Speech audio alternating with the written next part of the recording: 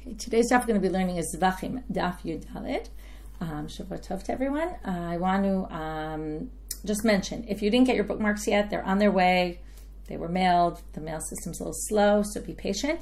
If you didn't order bookmarks at all, and you would like to order bookmarks, so we reopen the registration, it might take a while to get to you, because we'll take about a week or so. We'll take more orders, and then we'll send them, and if I can find someone going to the States, that will make it definitely quicker, even though still that's delayed. But anyway, we will try to get you bookmarks. We have a long time anyway to be studying Kodshim. So if you haven't ordered bookmarks, you can look at today's daf and you'll find a link to order it, and you can order your free bookmarks. So yeah, I recommend. They're helpful, they're useful, and they have a checklist. Now also, by the way, there's a checklist on the site, so you can mark off every daf you've completed, and with that, see what you've completed, what you haven't. So you should definitely use that feature if you haven't started. With that, we're going to get started. So we started yesterday with this Mishnah, with the Shita of Rabbi Shimon. So first it said that the Pesach Mechatat, Shelo Lishma, topic all being Lo Lishma, if you not only shochet, which we saw in the first Mishnah, but all the other actions, mainly the four actions that we talk about, shchita, kabbalah, accepting the blood, holacha, conveying the blood to the altar, and zrika, putting the blood on the altar. Machshava shelo lishma will disqualify, except for Rabbi Shimon, who said not if it's holacha. Holacha is not critical, because you can theoretically, right, you can do it right up against the altar. You can do the sacrificing right there, and not even have to carry it at all. Okay? That is the debate between Rabbi Shimon and the Rabbis. Then we got to this whole question, is tefillat etzba, pigul, issue or not? Now, pigul is a different issue, right? We're going to have a lot of crossover. Pigul is a machshava. It's similar to lo lishma, but not all the same rules apply. The distinction between them is going to get a little blurred today. So then we move to this tefillat etzba mefagelet b'korban or not, okay? When you put the kohen in the chatat pnimit, the ones that go in the inner altar, the kohen has to dip his finger in the blood, it says in the Torah, so is that a critical element? So we had, this one said yes, this one said no, okay? And then we ended with this lema ketanan. Why don't we say that's machloket tanaim, whether now, the question really that we were talking about before, that Rav Mary tried to prove in the previous section was, that tefillat etzba is like holacha. It's basically how else you're going to get the blood to the altar, if not that the kohen puts his finger in the blood and then gets it to the altar. So if we view it as like holacha, then again, critical part if we're talking about the shita of chachamim, and it would be pigul. Now, the Gemara says maybe we're going to quote these two braitot. One said mefagelet, and one says lo mefagelet v'lo mitpagelet. Okay, it doesn't. This action is not associated with pigul at all. And one says it is. So they suggest that maybe the debate is it like holacha? Is it not like holacha? Is it like conveying it, or is it not like it? And then that would say, it's a machloket tanaim, whether we view this as holacha or not, to which the Gemara said, no. You could say, both agree it's holacha, it's just one is Rabbi Shimon Shita and one is the Rabbi Shita. And you say, well, even though it's holacha, Rabbi Shimon says holacha is not a critical element. Now here it's a little tricky, because in this case, holacha is critical. Because, or the tefillat etzba, you have to dip your finger in. There's no other way to get the blood but by doing that. But even though it's a critical element, still, if it's parallel to holacha, and holacha in general is not a critical element, then perhaps Rabbi Shimon would say, in this case, there's no pigul because it's like holacha. That's what you'd have to say. So now they say, but wait, okay, very end of Yud Gimel Amud Bet, Rabbi Shimon might area tefillat etzba. Now, I just want to remind you, we're talking about a chatat apnimit. What's the chatat apnimit? This is the chatat that the blood gets put in the inner altar. It's a different kind of chatat, right? It's the one we saw, like the Paralim Dever Tzibor, the Parkoin Mashiach, and some others. Those go inside. So now they say, but according to Rabbi Shimon, there's some other shita of Rabbi Shimon, which basically means this source is not going to be Rabbi Shimon. Why? Because if it's Rabbi Shimon, he wouldn't even say tefillat etzba is a mefagelet. He would say none of the actions in this korban are mefagelet. Why? Meaning create a pigul situation if you have the wrong, the machshava, you're going to do it outside the time. Ha'amal, didn't Rabbi Shimon say somewhere else, and we're going to come back to this also later, kol she'eino hamizbeach hachitzon kishlamim ein bo mishum pigul. If any sacrifice that's done on the inner altar has no pigul associated with it. Why? Because the whole pigul pasuk, remember it? It's really talking about notar, leaving over the meat, and it's talking about a shlamim there.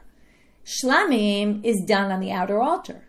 So, basically, we're going to say anything that goes on the inner altar, there's no pigul at all, according to Rabbi Shimon. So now, okay, the inner altar, there's no pigul. The outer altar is like shlamim, right? The shlamim, anything that's brought on the outer altar is compared to shlamim because that's all done on the outer altar. Okay, let's just go through the way the temple looks, okay? Because it's going to be important also for later. You walk into the temple to the Azara, and you walk in from the eastern gate. Okay, we're not talking about the part outside, which there's the Ezra Nashim and the Lishkat B'Torim. There's a bunch of different things there, but I'm talking about you walk into the Azara. So the first part you get to is called Ezra Yisrael, the first strip from north to south, Ezra Yisrael. Then there's Ezra Kohanim, which only Kohanim can go in that area. Then you get to the altar.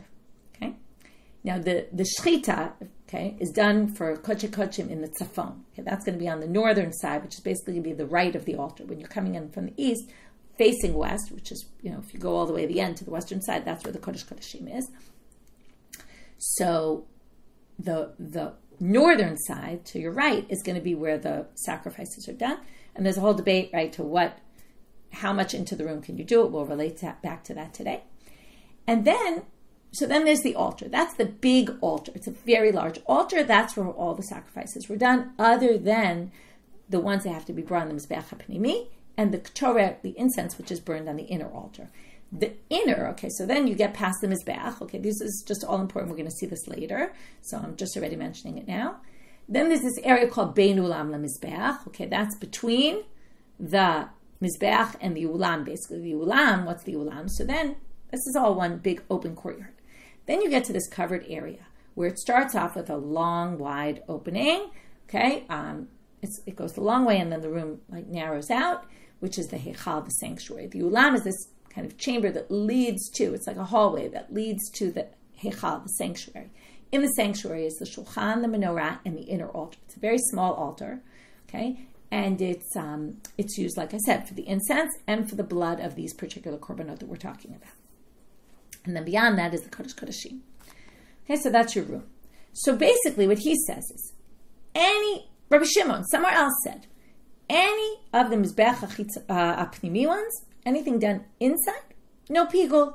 So he wouldn't say Tefillah etzbein mefagela b'chatat HaPnimi. He would say nothing is mefagelet in the chatat HaPnimi. So you can't associate that braitot with Rabbi Shimon. It doesn't make any sense to say specifically the dipping of the finger in the blood is not going to be pigul when nothing about it, according to Rabbi Shimon, is pigul. Again, the rabbis disagree with this, but he thinks not. So it can't be Rabbi Shimon. Okay, so back to saying, well, if that's the case, maybe it really is this machloket. Is it holacha? Is it not holacha? But now they're still going to say, no. Hava harabanan. Both of them are the rabbi's approach. That this is holacha. This is parallel to holacha. And lo kashya. Okay, how do we explain that one says is pigul, one says is no pigul? By the dipping of the finger. Kam b'chata'ot chitzoniyot v'kam b'chata'ot pnimiyot. In the chata'ot pnimiyot, where you need to dip the finger, because it says in the Torah, v'tavala kohen et etzba'o, he dips his finger in the blood. So that, it's this critical element, and there's pigul. In the chatat chitzoni, where you don't need to do it, it's not a critical element, and there's no pigul. Okay, to which the Gemara says, okay, wait a minute. If you don't have to dip your finger in for the chatat pnimi, the chatat chitzoni, for the outer one, you don't even have to dip your finger, then chatat chitzoni pshita. Obviously, there's no pigul when you dip your finger if you don't even... It doesn't even say in the Torah you have to dip your finger. Of course, there's no, you don't need to tell me, there's no pigul when you're dipping your finger. I mean, you don't even dip your finger. No, so they say, right, pshita, why? Because lo ktibu v'taval, because it doesn't even say v'taval. Right? Our whole question was, it says v'taval kohen et etzba'o, so that means, maybe this is a critical action. But the chatat chitzoniyot, it doesn't say. Now, you assume right now, if you don't really know the halachot, right? Usually, how do you do sprinkling of the blood? And sprinkling is always a difficult term to explain zrikat hadam. Zrikat hadam is to pour the blood on the altar. It's done in different ways, and sometimes it's placed with the finger of the kohen. Sometimes it's poured from the kli sharet. Sometimes, right, there's different ways of doing it. Okay, there's mitzui. There's all different kinds. We're going to see them as we go on. But the chatat hachitzoni, okay, which is the regular sin offering that we learned about in Horayot. If an individual sins, eats chaylev by accident, brings a korban chatat, what does it say there? Actually, it's not poured either. Okay, the pasuk says, He takes the blood with his finger. Now it doesn't say v'taval, but it does say he takes the blood with his finger. And then it says, V'natan akarno b'zbach ha'olah. And then with his finger, he puts the blood on the corner, right on the corners of the altar. Which altar? The outer one. Okay, so now we're going to say the following. Why did they need to tell you that there's no pigul when the Kohen takes the blood onto his finger? Well, it was necessary to say because okay, now we're going to have a monkey enter into the picture. The Gemara loves to use this as an example of what if a monkey does it and the person doesn't do it himself. Okay, so here we're going to have a funny situation. Try to imagine a monkey in the temple hanging out with the blood of the sacrifices.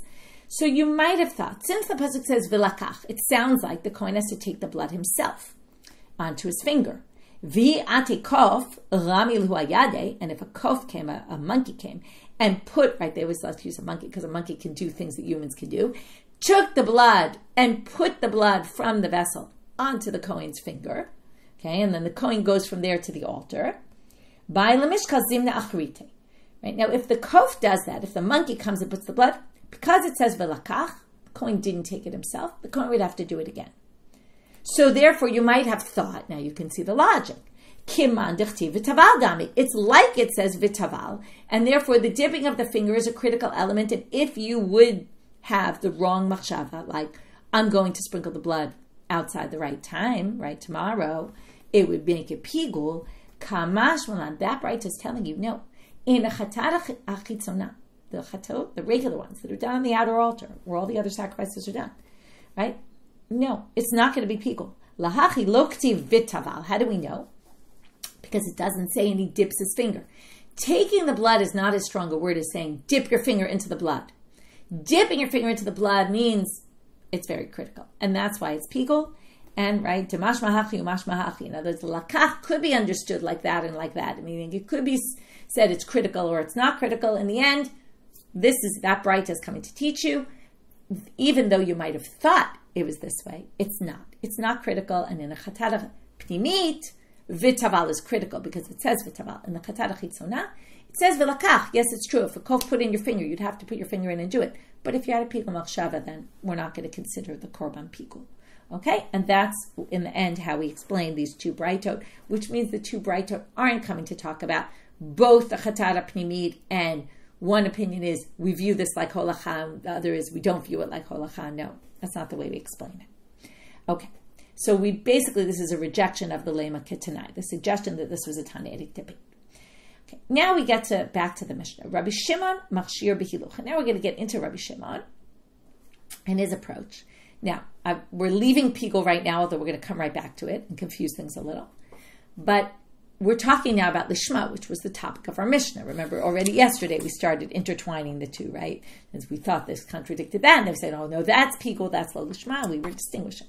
So also today we're going to a little bit have some blurring of distinctions here.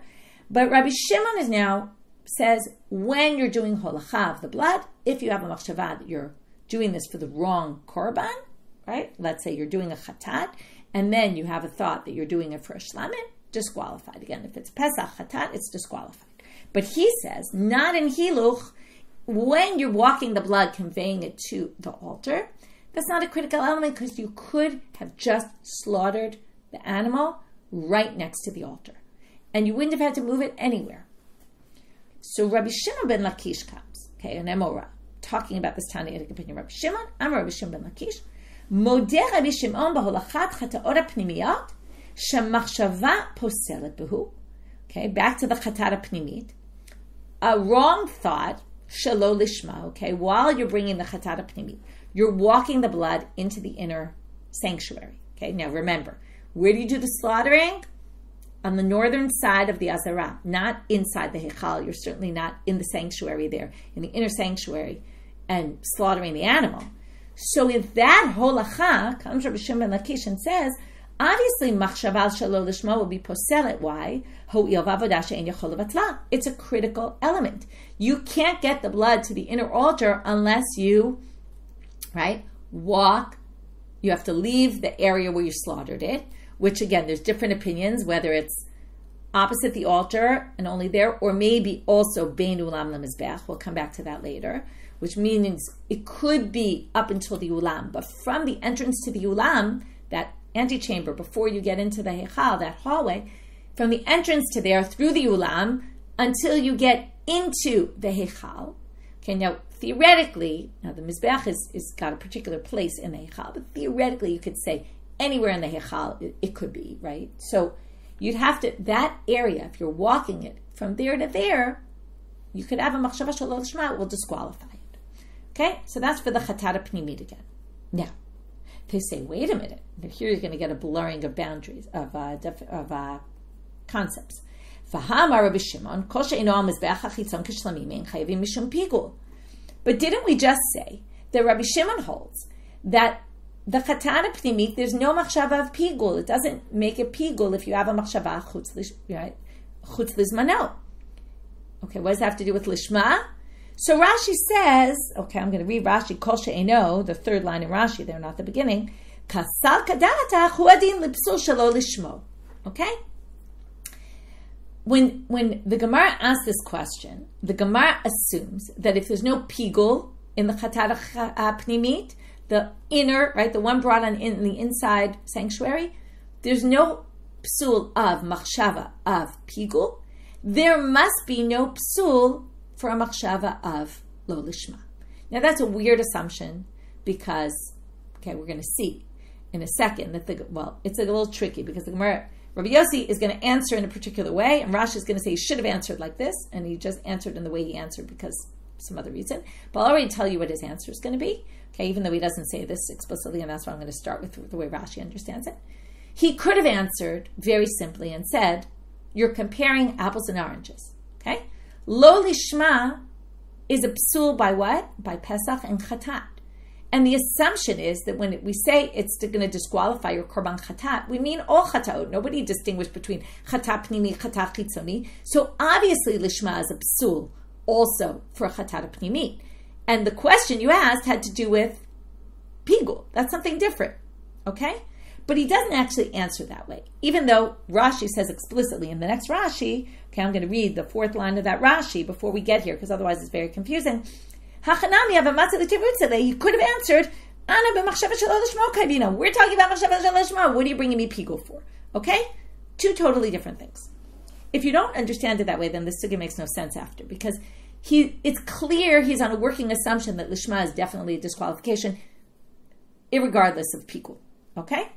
So that's how you have to really understand Rabbi Yossi, Rabbi Hanina. But instead he offers something else, kind of in addition, and that's what Rashi says. Why didn't he answer that and he answered this? Because he wanted to teach you something else. So what you really have to assume, even though it doesn't say so, is that Rabbi Yossi, Rabbi Hanina is saying, I'm talking about lo lishma, and you're talking about pigul, two different things. Lo lishma is for sure disqualified in chatat pnimit. The fact that Rabbi Shimon said there's no psul of pigul, that's a different, right? There's no pigul in a chatat pnimit, that's pigul. We're talking about lo lishma. And even pigul, okay, now here's where Rabbi Yossi, Rabbi Hanina comes in, what he actually says, and not what he didn't say, what's implied in what he said. Rabbi Yossi, Rabbi Hanina, modeh haya lifsol mikav hachomer. He says, while he says that there's no pigul in a chatat pnimit, Rabbi Shimon said, but he agrees that it's disqualified, okay? There's two levels of pigul, remember. There's number one, is the korban accepted or not accepted? Is it disqualified?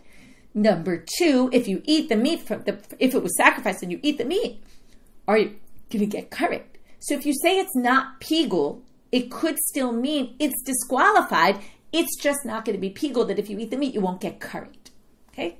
That's what he's going to say. Now, where does he get it from? And this is why what I said has to be taken as a given. A kal v'chomer from shelo lishma. Okay? The working assumption of what he says is that lo lishma for sure is disqualified. Okay? And that there's no debate about that. Okay? And that's not what Rabbi Shimon was talking about. But even Rabbi Shimon, who said the chatat pnimit, there's no pigul, but it's disqualified. Okay? How does he know this? Because he's going to say the following. Okay? It's very simple. Kal v'chomer. Masha lo lishma shuchshalu b'shlamim. Now, lo lishma is actually not disqualified when it comes to a shlamim offering, right? If you offer a shlamim shalo lishma, we said it's not disqualified. Lo alu l'balim l'shem chovah, right? The owner didn't fulfill their obligation, but it's not a disqualified korban. And yet, it's pasul b'chatat, but it's disqualified. Here goes in all chatat offerings, pnimi and chitzoni, right? Chutz lizmano sheposel b'shlamim. So then a chutz lizmano, which is disqualified by a shlamim, right? Pigul, a regular pigul. You have a thought you're going to do it outside the time frame. Einu din sheyipsol b'chataot. So all the more so, it should be disqualified in a chatat offering, even in the pnimi. So we're now going to say it's disqualified, even though it's not pigul that you'll get karet for it. So that's basically, so again, even though he doesn't say that's his answer really, according to Rashi, and I think Rashi is the only way to really understand the sugya, otherwise it doesn't make any sense, is that what he's saying is, don't question me from pigul. I'm talking about lo lishma, and lo lishma is for sure a disqualification, no chatat, also the pnimi one. So that's not a question according to Rabbi Shimon. So again, let's just say where we started. Rabbi Shimon ben Lakish said, the Rabbi Shimon agrees that in holacha of the pnimi, machshava disqualifies, a machshava shelo lishma. To which he said, but what do you mean? It doesn't disqualify in pigul at all in any chata pnimi. How can you be saying Rabbi Shimon says, right, remember, why is he say holacha? Because in the pnimi, you need to get the blood to there. There's no other way to do it without carrying it there and walking it over there. So you would have to, that would be, your machshava would disqualify, right? If you have a wrong machshava there, hiluch is essential. So hiluch is something where you can mess up shelo lishma. Question, but he doesn't say there's pigul at all in all these korbanot. And if there's no pigul, we assume no lo lishma. To which Rabbi Yosef Baruch said, why make that assumption? Lo lishma, for sure there's pigul in chata pnimi. I'm sorry, for sure there's a disqualification chata pnimi for lo lishma. But yeah, there's no pigul. Those are two different things. And furthermore, even pigul would disqualify. A machshava chutz lizmano would actually disqualify it, even though it wouldn't make it pigul, which means it wouldn't have curry. Now they just have an additional question. What about a chata pnimit of chutz l'mkomo? Now chutz l'mkomo is like pigul, but it's a pigul. It's a machshava of I'm going to do it outside the location that it's supposed to be in, right? Which really means outside the azara. I'm going to eat it or burn it or something, right? Or sprinkle the blood outside the right place. And that is less severe than chutz lizmano because it's only a disqualification, not pigul that you won't get karet for eating the meat. Okay, so now they say eshkan chutz lizmano, chutz l'mkomo monal. And how do we know that there's also chutz l'mkomo in the chatara pnimit? Imi chutz lizmano. Well, if you want to learn from chutz lizmano, you could say no, because chutz lizmano is more stringent. Ma chutz lizmano shekain karet, because it has karet associated with it in general. Imi shelo lishma, which we already proved, it's obvious that it applies to the chatara pnimit. Well, shekenu heg bebama, but chutz l'mkomo is not it won't work in a bama. Bama was an altar in the time when there was a mishkan. They also had these other altars where people would sacrifice sacrifices, right? And then, truth is, once there was a mishkan, you couldn't. Right? Once there's a mikdash, you can't sacrifice on the bama. When there was a mishkan, you were able to. So shelo lishma is a psul in bamot, just like anything really is. But what's not? Chutz l'mkomo, because a bama is just an altar done somewhere. There's no boundaries of the azara, there's no parallel there. There's no chutz l'mkomo in a bama because there is no such thing as an area that's permitted or not permitted. So you could say you can't learn from lo lishma. It has its own chumrah, to which the Gemara says, shelo lishma b'may noheg b'pesach v'chatat. But wait, the psul of lo lishma is only by pesach and chatat. And lo and behold, pesach v'chatat b'bama lo karvu. You weren't allowed to do a pesach or a sin offering in the bama. So you can't say, oh, there's a chumrah of bama. No, there is no chumrah. That's one answer. So that's how we learn chutz l'mkomo from lo lishma, because this chumrah of bama is actually not applicable to specifically the psul of lo lishma, because all the lo lishma disqualifications can't actually be performed in a bama. Or ibait ema, another option is let's learn it actually from chutz lizmano, which we thought was more chamor, but you could learn it from a hekeshu. Why? Because they're both found in the same pasuk. Where do we learn the laws from? Again, the whole pasuk was really about notar, leaving over the meat of the shlamim. Then it says, if you leave it over, Bayom HaShlishi teaches you the idea of chutz lizmano, because also if you have a machshava, that you're going to eat it in the wrong time. And pigul, later on the pasuk it says, pigul yiyeh, that must be adding something else. Zeh chutz l'mkomo. That's adding the pasuk of chutz l'mkomo, because they're both in the same pasuk. They're juxtaposed, you could learn one from the other. So either we learn chutz l'mkomo from chutz lizmano, or we learn it from lo lishma. Okay, pigul, now we get to Rav. Rav is going to do 5 intim telomars, which he's going to delve into Rabbi Shimon's opinion and say, if we take Rabbi Shimon seriously, holacha, when it's essential, right, and basically we go with what Rish Lakish said, that when, like in the, for example, the chatara pnimit, where you have to walk the blood in, there's no other way to get the blood there, you can't slaughter it inside the sanctuary. So there is some sort of holacha that alo lishma machshava will ruin it because that holacha is essential. So now he's going to quote different opinions about different things that other people say. And if you hold by those opinions, then here's what Rabbi Shimon will say in this case. Okay? That's how it's going to work. And they're all introduced with imtim salomer. If you want to say Rabbi Shimon holds by so-and-so's position of this, then blah, blah, blah. Okay? So we're going to see. Amar Rab, imtim salomer Rabbi Shimon savar la kibrei. If he holds like his son, who said, Bein ulam lemizbeach tzafon, that the tzafon area where you can sacrifice even extends all the way to the ulam. Now let's talk about the chatah pnimit then.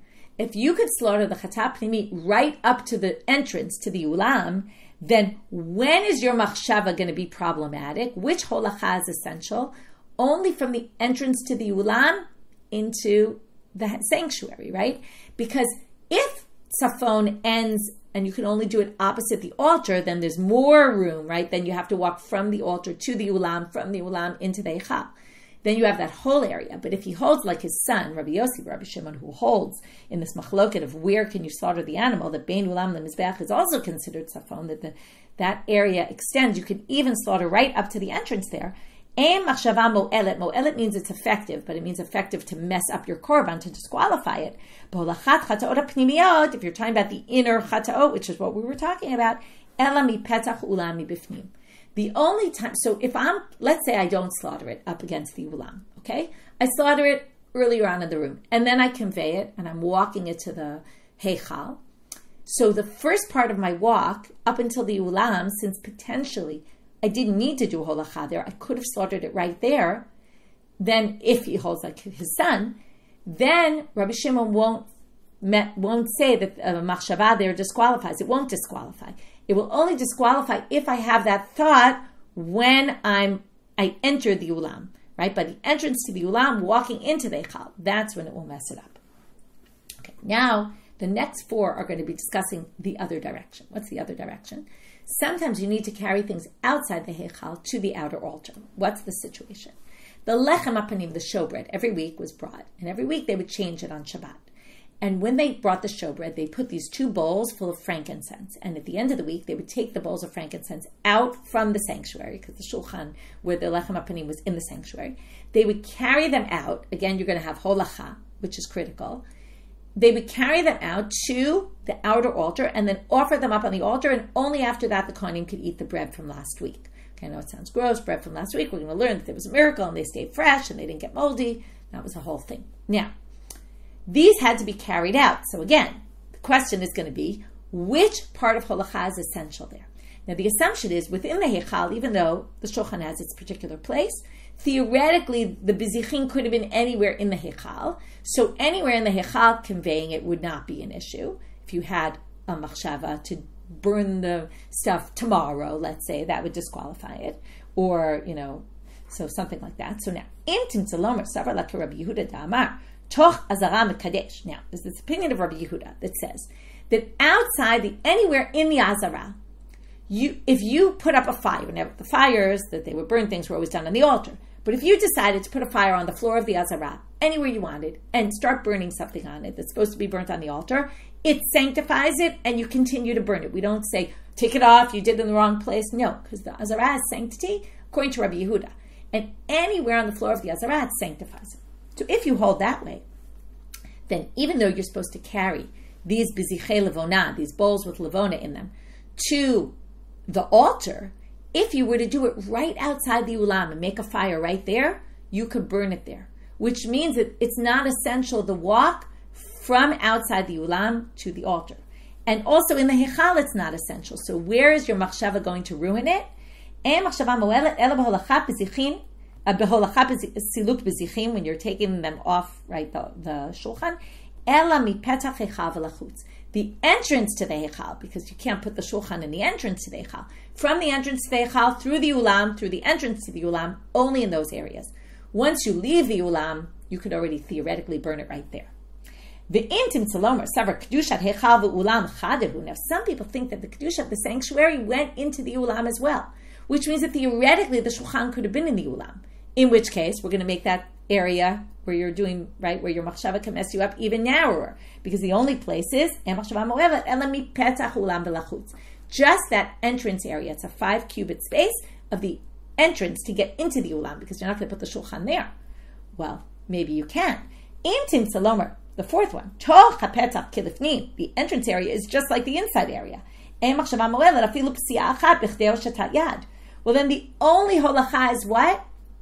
The moving of your, right? There's no walking, because in the opening of the ulam, you could theoretically burn it. The shulchan could be there. And as soon as you walk out of the ulam, you could theoretically burn it. So what's holacha then? The action of you moving your arm outside and extending the frankincense to put it outside. That's the only time where your machshava can mess it up. And we're going to get back to this big machloket later. Imtim salomer sava.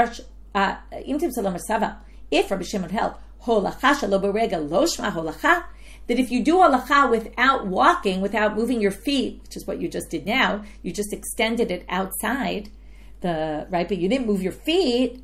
If you think that that's not called holacha, then your machshava will never mess it up. Okay? And there's no machshava that can mess up your b'zichei levana if you hold by all those things. Okay, so that was an all theoretical discussion. If Rabbi Shimon were to hold by all these things, we'd limit more and more and more and more where your machshava could actually disqualify in this kind of holacha. So again, this is all based on Rish Lakish, who said when the holacha is essential, he actually would agree that your thoughts could mess it up, but only for the essential parts. And then in some cases, we might really narrow that to almost nothing. Okay. We're now going to have the rest of our sugya today is going to be 2 big questions. So the Amora of Rav Chisda is the guy who used to kind of give the shir for Rav Chisda. Rav Chisda would say it, and he would be like his microphone. He would say it louder and teach the people. So Abai says to the Amora, Rav Chisda, go ask Rav Chisda for me the following question. Holacha bizar mahu. What if a zar, a non-Kohen, does holacha? Now, we generally talked about, there's 4 avodot, right? Shechita, Kabbalah, holacha, and zrika. We already learned holacha, according to Rabbi Shimon, maybe is not really an avoda. And we've already learned that shechita can be done by a non-Kohen. The others, we always assume, have to be done by a Kohen. But now, he suggests maybe holacha doesn't, because we talked about the holacha is not as critical, it's a bit of a different element than all the rest. Maybe it could be done by a non-Kohen. And in fact, Rav Chisda answers very surprisingly. Amar like Shera, yeah, it is okay. It can be done by a non-Kohen. Umikam sayeni, and I have a pasuk to prove it. It's a pasuk from the Chronicles. Vayishchetu et haPesach, vayizreku haKohanim miyadam. It doesn't have the words et adam, even though the Gemara says it. That's not the pasuk. The Kohanim, it is the blood, okay, but they sprinkled the blood from their hands. The hands of who? The people who slaughtered the Pesach. Who slaughters the Pesach? Generally, the owners slaughter their own Pesach. Non-Kohanim do it. So they took the blood from the hands of the other people. That seems to mean the Kohanim obviously accepted the blood. That nobody disagrees about. They must have given it to the non-Kohanim. The non-Kohanim carried it, and then the Kohen took it from there and spilled the blood on the altar. Okay, okay, that's just the continuation of the pasuk. So from there he proves the holacha can be done by a zal. Much of Rav Shesha said, what are you talking about? Turning out on a bet, zal ve'onein shikoru ba'almum b'kabbalah b'holacha b'zrika pasul v'chein yoshev v'chein smol. Okay, the main thing for our purposes is a non-Kohen, okay, and a Kohen who's an onen, or a Kohen, by the way, a zar could also be a Kohen who's pasul for whatever reason, right? A shikor, a drunk Kohen, a ba'almum, someone who's blemished. In Kabbalah, holacha and zrika is going to make it pasul. Okay, you can't have holacha by a zar. So Rav Shesha says, very nice, you have a pasuk, but here it says in a braitot, it doesn't work. Also, Yoshev, if the Kohen's sitting, or small, if he's doing it with his left hand, those just qualify all those actions. Tiyuvta. So that's a difficulty to Rav Chisda. The Rav Chisda Krakamar. So what do you do with the pasuk where it said that the Kohen got the blood from the hands of the Yisraelim? Da'avimasa itzdiba. He used them as like a pedestal or a shelf. Okay, what happened? The Kohen got the blood. He gave it to them, right? Let's say he walked it over, gave it to them to hold because he was busy doing other things, and then took it from them. When it says he took it miyadam, he took it from their hands, and he did it. Okay, and that doesn't mean that they walked it. It doesn't say in the pasuk anywhere that they conveyed the blood. now we're going to see that Rabbi Rav Yosef, about this whole question of is it pasul bizarre or not, this action of holacha, he says, wait a minute, obvious. Holacha bizarre machloket Rabbi Shimon v'Rabbanan. We could just connect this with the machloket of Rabbi Shimon and the rabbis. Rabbi Shimon da'amar avoda she'efshar levatla lav avodahi k'shera bizarre. Rabbi Shimon says it's an avodah that's not essential. You can live without it, and because of that, right? He had his whole opinion. Machshava doesn't ruin it. If you have a psul machshava, he would say you could also do it by a non-kohen. And the Rabbanan, the rabbis who say whether it's right, you can manage without it or not, it doesn't matter. It's still it's an avoda, and machshava could mess you up during holacha. Likewise, a zar can't do it. It has to be done by a kohen. Okay, that's Rabbi and Rav Yosef. Now, comes Abai and he questions this. And he says, wait a minute. You're going to say whatever's an avoda can't be done by a zar, but wait. V'hashchita da'avoda she'efshar levatla. That if you're saying an essential avoda, so shchita is an essential avoda. You can't have blood from the sacrifice without slaughtering the animal. So, and that's obviously a critical part. And yet, k'shera b'zal. Right? If you're saying anything that's essential that you can't do without is going to mean it has to be done by a kohen. Look at shchita. It's an avoda. It can't be done it can't be done, you can't do without it. And yet a non-kohen can do it. To which Amar Lei, they answer back, shchita lav avodahi. Shchita is not an avoda. And this is very tricky. Okay, if you look at your bookmarks, for example, the 4 avodot, right? The 4 rituals are shchita, kabbalah, holacha, and srika. They must be talking about, in the commentaries say, they must be talking about, it's not an avodah. I think it's Rashi who says it. It's not an avodat kehuna. In other words, there's 2 terms of avodah. Okay, there's the 4 rituals. Okay, it's a ritual for the sacrifice or a rite, a sacrificial rite. But it's not an avodah that has to be done by a kohen. Okay, it's just not one of these, right? It's just not. So then they say, wait a minute. Below, you want to say shchita is not an avodah? V'ha amar Rabbi Zeira amar Rav shchita para bizar psula. The shchita of a para aduma is only, right, is an avoda that needs kahuna. If you slaughter the para aduma to prepare the purification waters that you put in, right, you have to slaughter a para aduma for it. That is disqualified. You do it with non-kohen, so that shows it's an avoda. And I'm a Rav, right? Rav, when he quoted this braitot, he said, Elazar, v'chukak tivba. Okay, Rav said about this, it says Elazar Kohen, and it says chukah. Chukah means it's essential. Okay, just like if something's written twice, it's essential. Also, if the word chukah is mentioned, it's essential. So, there you have it. It sounds like shchita is an avoda, certainly by the paraduma, and therefore we assume by all the korbanot. To which they answer a very kind of strange answer, which they're going to reject in a minute, but shani parad, the koche beta kabayiti. Paraduma is a totally different world. Paraduma is koche beta kabayit. It's not an actual sacrifice. Why? Because we don't bring it on the altar. We don't put the blood of the para on the altar. It's all just to create this purification waters. That's in the category of beta kabayit. Okay, there's 2 categories of kedusha. One is kedusha mizbeach. That's the high level sanctity, things that are going to go on the altar. And then there's things that their value is sanctified. That's beta kabayit. That's other things.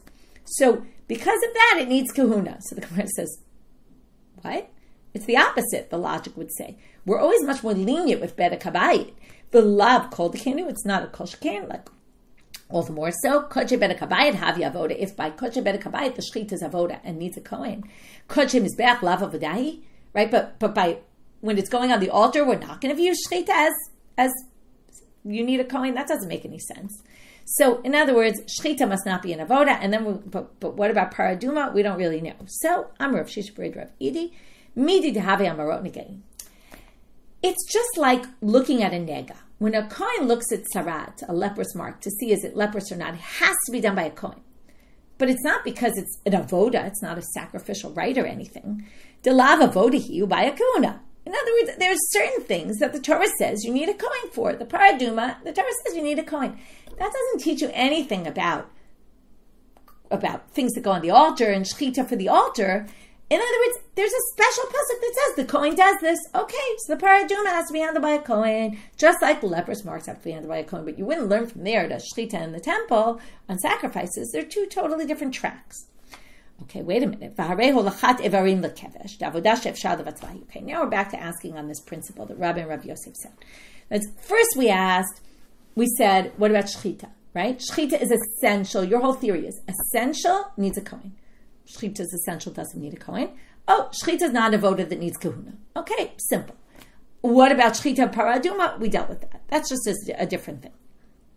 Now, we say, what about holachat ivarim lakevesh? Bringing the parts, okay, this is in the korban tamid, for example, or korbanot olah. You have to bring the parts of the body to the ramp. It's avoda she'efshar levatlahi, because you could theoretically slaughter the animal right next to the ramp, cut up the pieces, and put it right there. So you wouldn't need to walk it to the altar. And yet, it's psula bizarre. How do we know? Dichtiv, ikriva kohen et hakol v'yitir mizbecha. V'amar, what does it mean, ikriva kohen et hakol, and then burns it on the altar? What does it mean, he brings everything? Zoho lachat ivarim lakevesh. And it says the kohen has to do it. So here you have a non-essential action. Why is it not essential? Because remember, the korban is atoned for by the blood. Once you're done with the blood, you're done. Now you have to burn the parts, but if you didn't burn them, you still got atonement through the sacrifice. So the Gemara answers, okay, so we have two avodot, the shechita, right? And we have, not the shechita right now, we're talking about the holacha, which is not essential, and which we're saying, if you hold it's not essential, like Rabbi Shimon, then you'll say it doesn't need a kohen. And the holachat ivarim lakevesh, which also isn't essential, but needs a kohen. So to which they say, very simply, hecha de gali gali, hecha de lo gali lo gali. When the pasuk said you need a kohen, then you need a kohen. When the pasuk didn't say, then you don't. As it doesn't. So if it's essential, it needs a kohen. If it's not essential, and again, it'd have to be an essential avoda, which we don't count the avoda of shechita as avoda. It's a bit of a weakness here, because we do normally call it avoda, but you have to say that.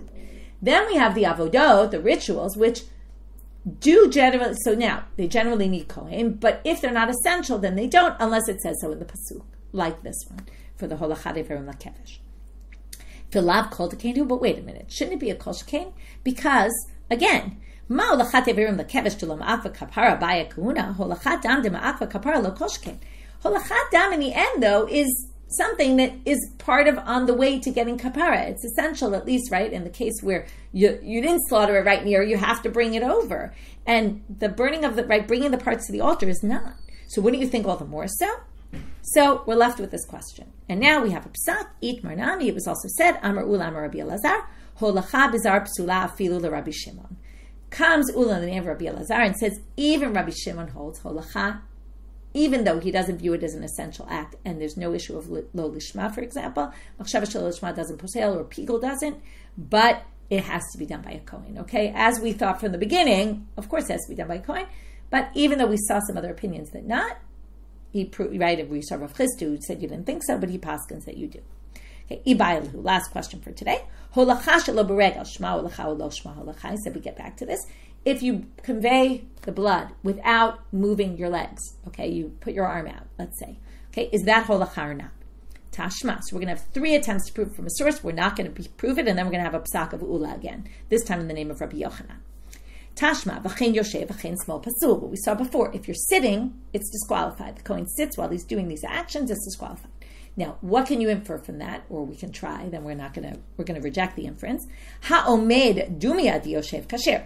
If you're standing like you're sitting, meaning you're standing without moving, and you pass it, it sounds like it's kasher, which would be an answer to our question. It works. But they say, no, dilma yoshev de kashayif meshaf. Maybe yoshev means you're scooting you're sitting down on the floor and scooting your body. That's pasul. But omei dumia di yoshev denayib porte. Maybe what's permitted is an omei where you shuffle your feet. You don't kind of lift them off the ground, but you just shuffle them and move forward without actually moving your feet. But you are moving locations. And maybe that's what's okay. But standing in one place and moving your arm, maybe not. Second attempt. Tashma shachat Yisrael v'kibel kohen. This is in Psachim. They're describing how it would work in the temple. It's describing what went on. So Yisrael would slaughter it. Kibel kohen. The kohen would collect the blood. Nitano lechavero v'chavero lechavero. And then he would pass it like an assembly line from one to the other. It sounds like nobody's moving. And they would just pass the blood from one kohen to the other. So what do you see here? It sounds like you don't have to move to do holacha. Hatamnami deny de porta. No, each one he would pass it to one and he would move a little bit. And he would pass it to the next, move a little bit, pass it to the next, move a little bit. Umay kamashlan, why are they telling us this then? Berov am hadrat melech. They wanted to do the mitzvah with a lot of people. So they would do this assembly line so that a lot of kohanim could be involved in the mitzvah. But everyone had to move a little bit, otherwise it's not holacha. Again, maybe yes, maybe no, but we can't prove it from here. Third and last source, Tashma kibel akasher v'natan l'pasul yachzir l'kasher. If a kosher Kohen accepted the blood and then gave it to someone who is pasul, yachzir l'kasher, he has to give it back to the kosher Kohen, and then that Kohen has to bring it. Okay, so we're learning two things. Number one, it doesn't disqualify it if a pasul touched it. Okay, but it sounds like he has to return it to the beginning so that if he maybe moved it, the Kohen would have to move it himself. And that sounds like you actually have to move. And it wouldn't be holacha. To which the Gemara says, no, Ema, you could just change the wording a little and say, what it really means is, Yachzor HaKasher v'yikabla. If, let's say, a Kohen gave it to the Pasul, and the Pasul walked it over, and then all that has to happen is not that he returns it to the original Kohen, but Yachzor HaKasher v'yikabla. They just have to make sure it gets passed off at some point to a kosher Kohen, and he puts it there, which means he could theoretically just move his arm, and that's it. So, and he would take it from the Zar, and that would be the conveying. And then it doesn't look like you need to move your feet. So we're left with no real answer, but Amar Ulam Rabbi Yochanan, holacha shelo b'regel lo shma holacha. If you move without moving your feet, that's not called holacha. Now this has two big ramifications. One is, well, you didn't fulfill the mitzvah of holacha, which has to be done. Number two, it means that if it's not, so now, if it's not holacha, and let's say while you were moving your arm and put it out, right, and move the blood there, if it's not holacha, and let's say you had a machshava of shelo lishma or pigul, it wouldn't disqualify. So that's another ramification because it's not actually called holacha. Okay, with that we finish our daf. We had a bunch of sections right now. One is lema ketanai. We tried to say tefillat etz, but maybe it's this machloket tanaim, right? And then we said no, maybe it's Rabbi Shimon the Rabbis. We said, oh no, it's not that. And maybe it's chataf chitzoni, chataf pnimi. Then we had Rabbi Shimon machshir, and then we went to Rish Lakish, who said in the chataot pnimiyot, it's the holacha is actually essential to Rabbi Shimon because you have to get it there. From there we got to, doesn't he say, there is no pigul? Oh, that's pigul. This is lo lishma. Then we got to all the imtim salomas of Rava. If Rabbi Shimon holds this, then he would say there's even less holacha problematic, right, where you can, your machshava can mess it up, depending on all these halachot about also the chatat pnimit going in and also the bezichei levonah coming out. And then we had Abaye. We had two questions. Holacha bezar, is it okay or not? Which in the end we said it's not. And holacha shelo beregel, is it holacha or not holacha? Which in the end we said it's not holacha. With that we finish for today. Wishing everyone a good day, Shavua Tov, and Shnishma B'Salot Tovot.